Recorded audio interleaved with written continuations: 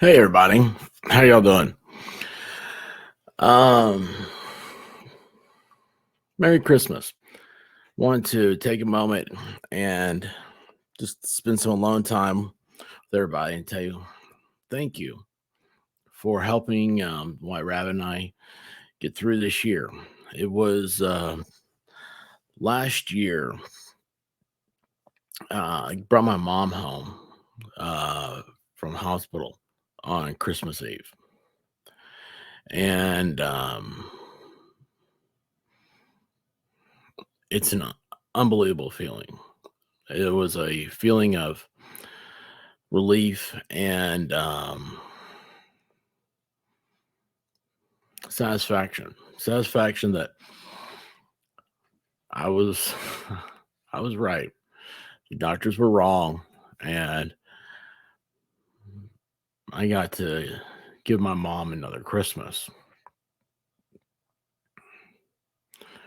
Um, Fortunately, since that time, we lost my mother-in-law, but today I'm reminded of all this because I'm getting ready to go and take my mom, drive her around, and look at the Christmas lights. And I was thinking, I couldn't have done this without you guys. Um, I mean that in so many different levels, from a emotional and spiritual sense. You guys you're irreplaceable.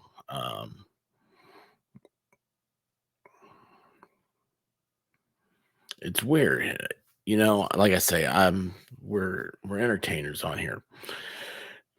Just try to goof off and have fun and make some kind of show that replaces the shows that we used to watch, with the fancy writing and big time actors and all the lights and the cameras and glitz and glam.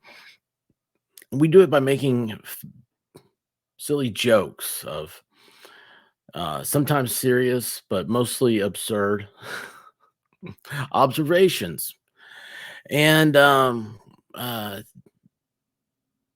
think that's what Christmas is as well. It's an absurd observation that we've go into it feeling like, oh, so many not you guys, but so many people go into it into a panic where it's like, oh, I have to have the tinsel, I have to have the pie, I have to have all this stuff, I have to have the right place settings. In reality, nobody remembers that except for you that get wrapped up into it. And it concerns me because I don't want you guys to do that. I don't want you getting stressed out because stress is probably the number one killer out there. It's horrible. When you're stressed, you don't know. I mean, I'm speaking from experience. I don't know how I got home some nights um last year. Don't remember the drive. Or wake up and I was like, okay, no, wait a second. I didn't think I fell asleep here. I thought I was in a bed. Am I sleepwalking again? Something else I had when I had stress, but that's a long time ago and different stress matters. But anyway, you guys, it's just you have obstacles in your way. If you can get through the immediate panic and the rush, the sense of anxiety, the fear of the unknown, you will survive and you'll thrive from it. If you guys remember, the first time my wife was left town where I was in charge of the dogs last year, this happened. That was Brown Dog's first ACL.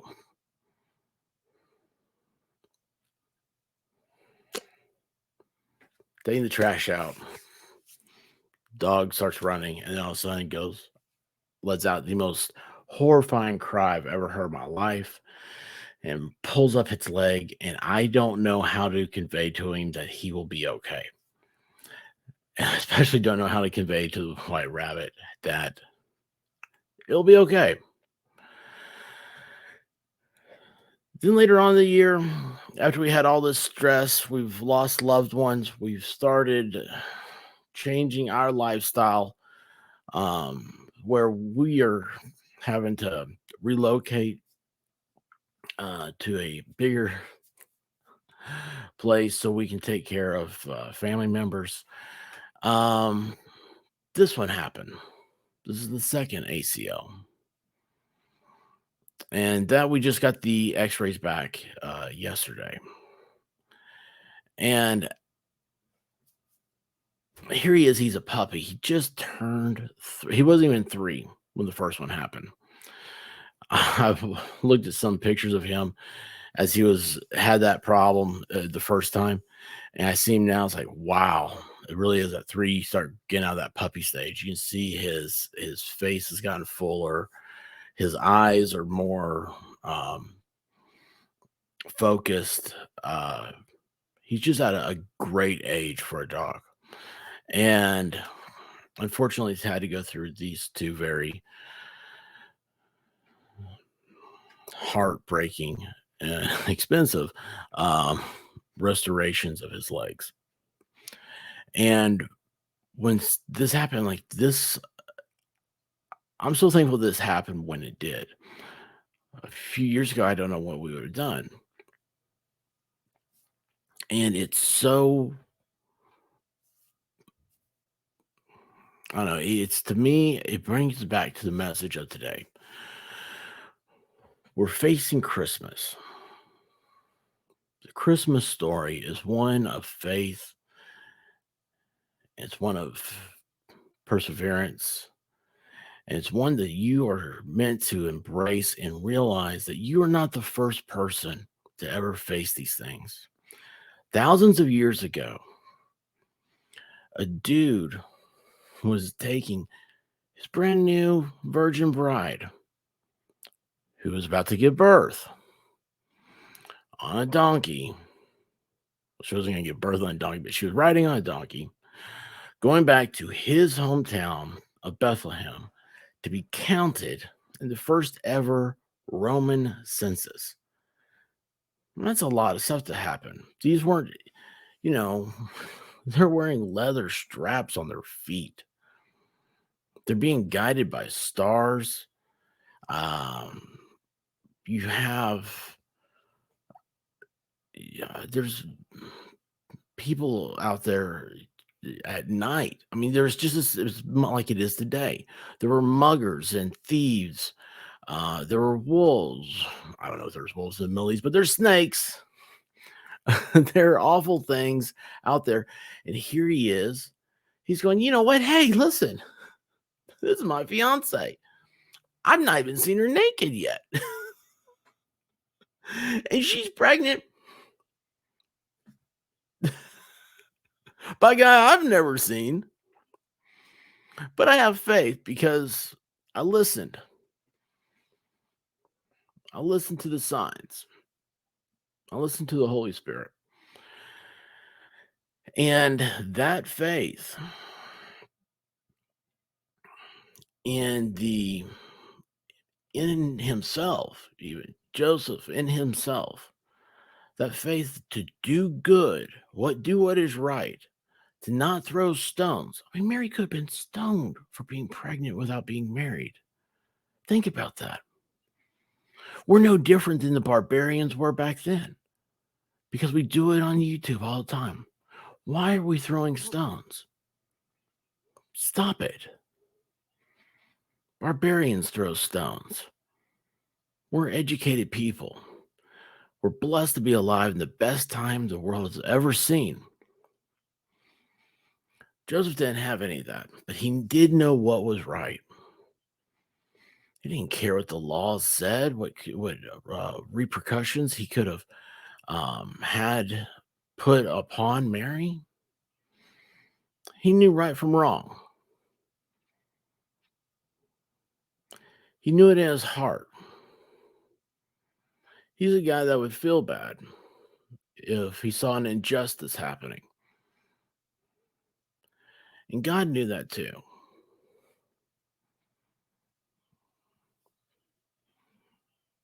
God knew that Jesus needed a human father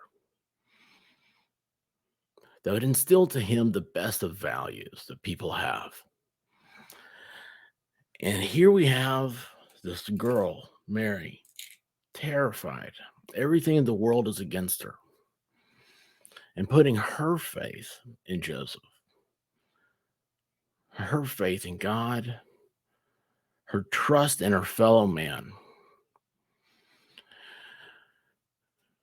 Jesus was born poorer than any baby ever. Essentially, he was a dumpster baby.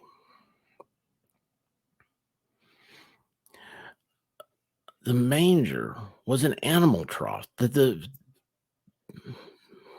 mules, the goats, the camels ate out of. That was Jesus's first bed.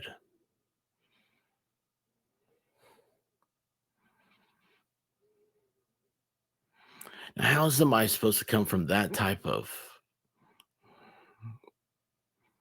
situation to be someone of kindness and love? And that's what everybody should be. And that's what Christmas is about. Is the kindness and the love. And you don't have to love in a way that's put yeah, where you put down the values of others. That's it's easy to say, "Oh, you commercialize Christmas." Some people love the commercialization of Christmas. I love Christmas lights. That is my thing. I love leg lamps. I love all the candy decoration looking lights. I like everything bright and sparkly, and it makes me happy. You gotta find what makes you happy. It doesn't have to be what anybody else likes. It's just you.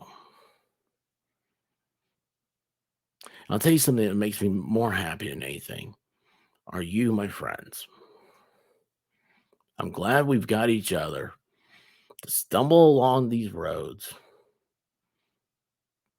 so we each make it to our own Bethlehem, an unknown place, traveling through the wilds of the world. But we can have faith in each other and trust in our fellow man. Thank you all for helping me, helping my wife, and for giving us the best Christmas ever. Here's to many more. Godspeed, God bless, and I'll be seeing you soon. Love you guys. Merry Christmas.